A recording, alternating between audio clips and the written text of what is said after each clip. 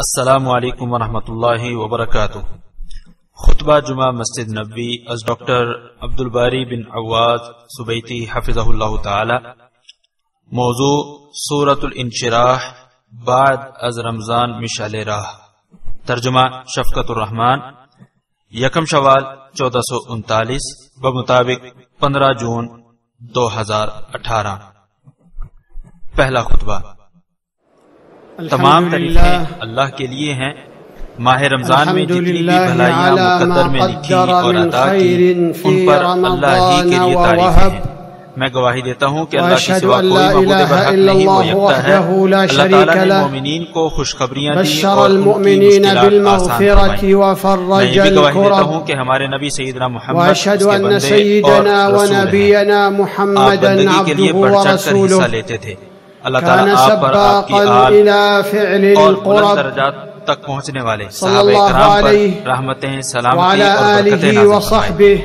حمد و صلاۃ کے بعد میں اپنے آپ اور تمام سامعین کو تقوی الہی کی نصیحت کرتا ہوں۔ اللہ کا فرمان ہے، اے ایمان والو، اللہ تعالیٰ سے کما حقہ ڈرو اور تمہیں موت آئے تو صرف اسلام کی حالت میں۔ یا ایھا الذین آمنوا اتقوا اللہ حق تقاتہ مسلمان ولا تموتن الا وانتم مسلمون۔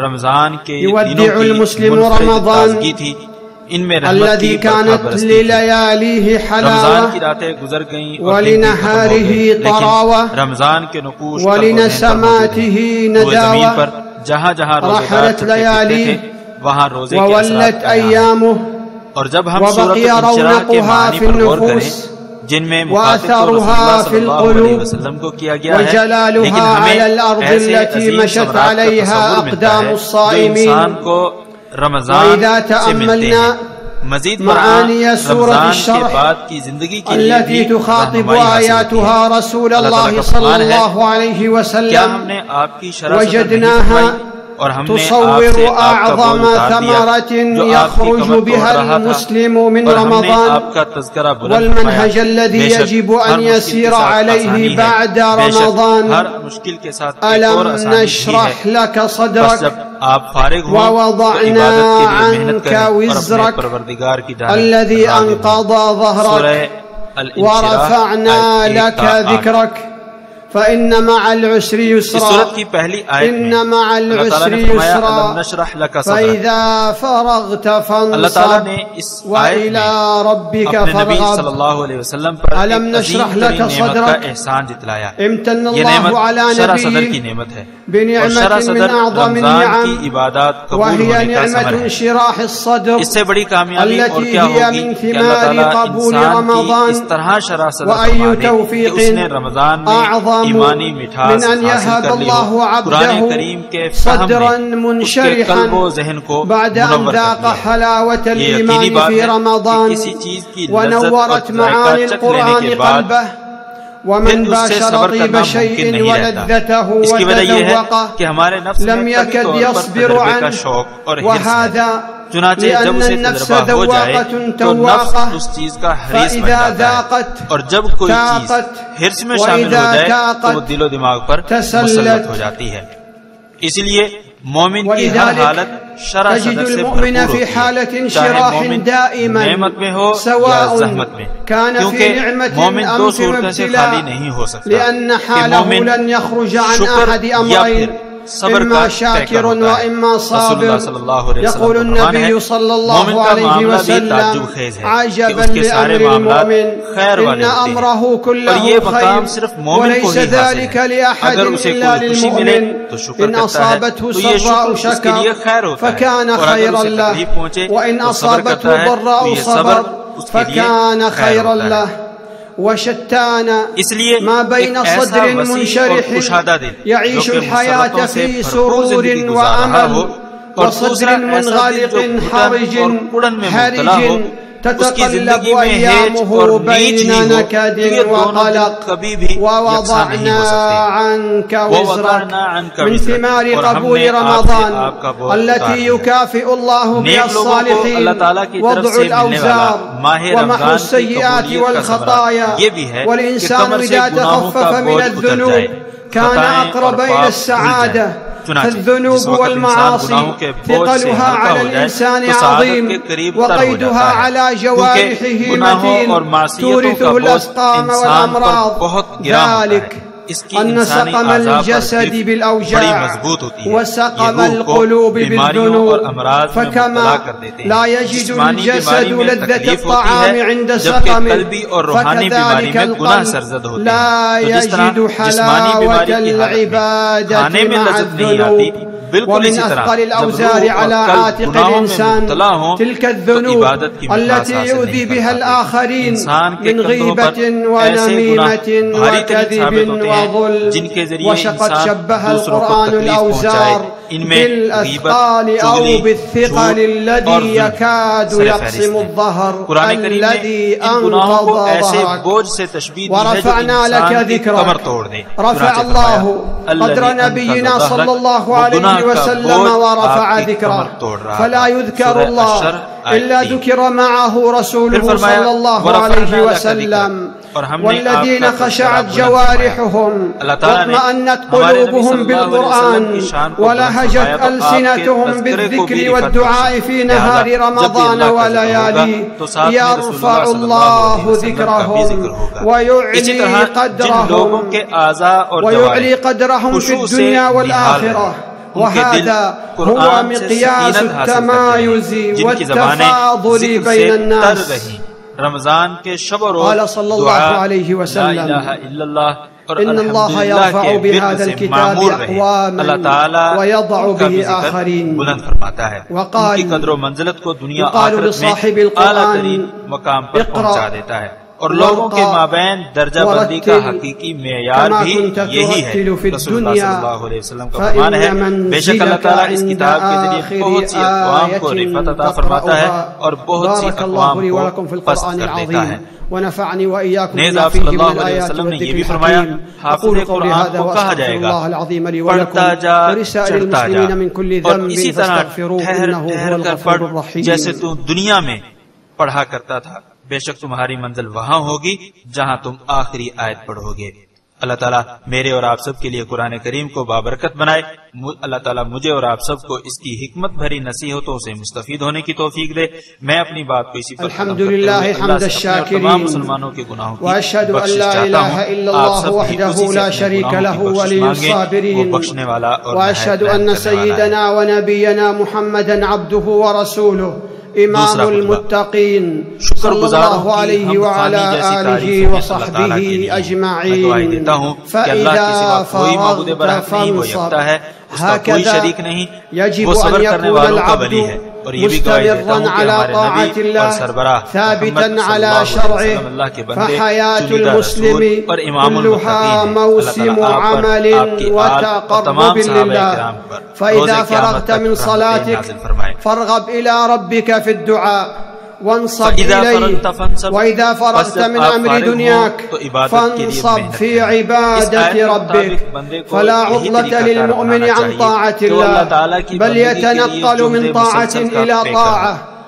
ليس أجمل من وقت تدع فيه أشغال الدنيا وهمومها خلف ظهرك لتخلو بين يدي ربك فإذا فرغت فانصب وإلى ربك فارغب هذه الآيات أبلغ نداء وأعظم توجيه يحفز على العمل والجد في استثمار الزمن قبل الندم وأسوة المسلم في المبادرة إلى الطاعات والمداومة عليها نبي الرحمة صلى الله عليه وسلم فقد كان يقوم حتى تتفطر قدماه وإن من الحرمان أن يعود المرء بعد الغنيمة في شهر رمضان خاسرا وأن يضيع المكاسب التي وفقه الله لها في شهر الخيرات قال الله تعالى فسبح بحمد ربك وكن من الساجدين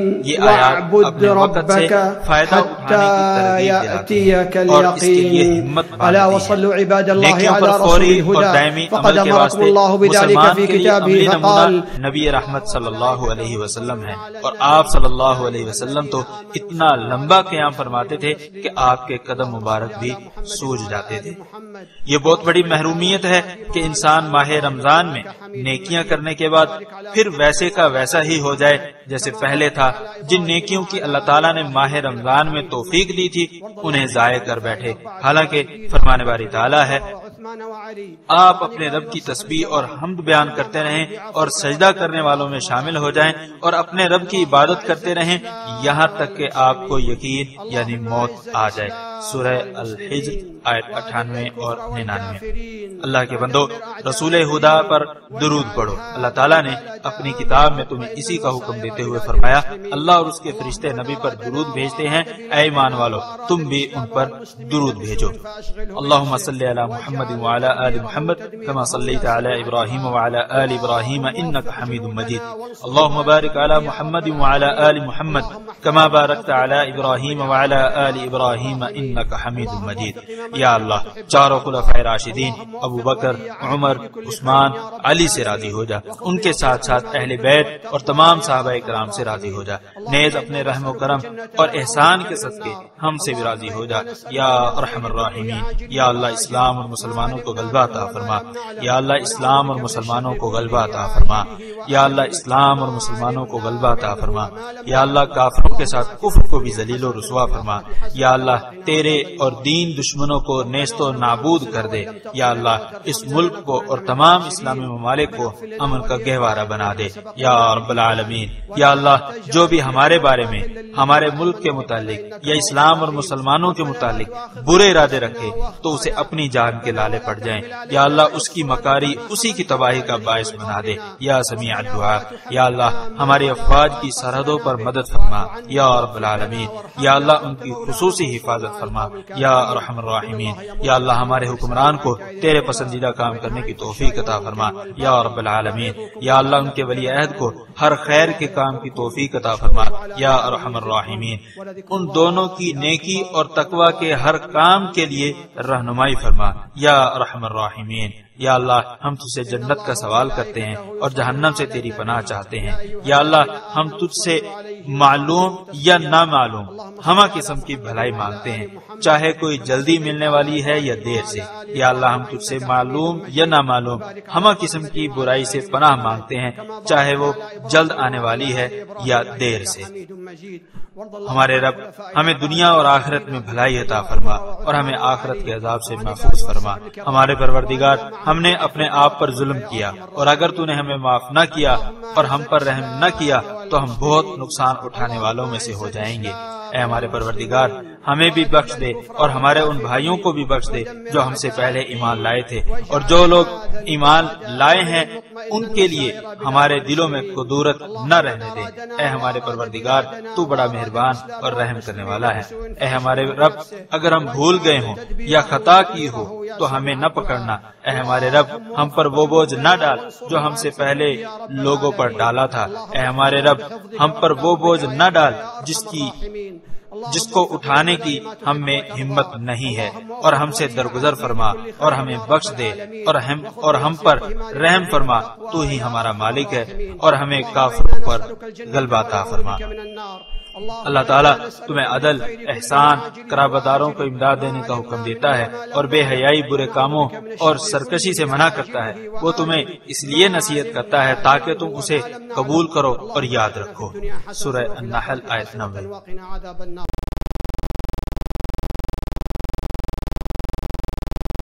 إن الله وملائكته يصلون على النبي يا أيها الذين آمنوا صلوا عليه وسلموا تسليما اللهم صل على محمد وعلى آل محمد كما صليت على إبراهيم وعلى آل إبراهيم إنك حميد مجيد وبارك على محمد وعلى آل محمد كما باركت على إبراهيم وعلى آل إبراهيم إنك حميد مجيد وارض اللهم عن خلفاء الأربعة الراشدين أبي بكر وعمر وعثمان وعلي وعن الآل والصحب الكرام وعنا معهم بعفوك وكرمك يا أرحم الراحمين اللهم أعز الإسلام والمسلمين اللهم أعز الإسلام والمسلمين وأذل الكفر والكافرين ودمر أعداء الدين واجعل هذا البلد آمنا مطمئنا وسائر بلاد المسلمين. اللهم من أرادنا وأراد بلادنا وأراد الإسلام والمسلمين بسوء فأشغله بنفسه واجعل تدبيره تدميره يا سميع الدعاء.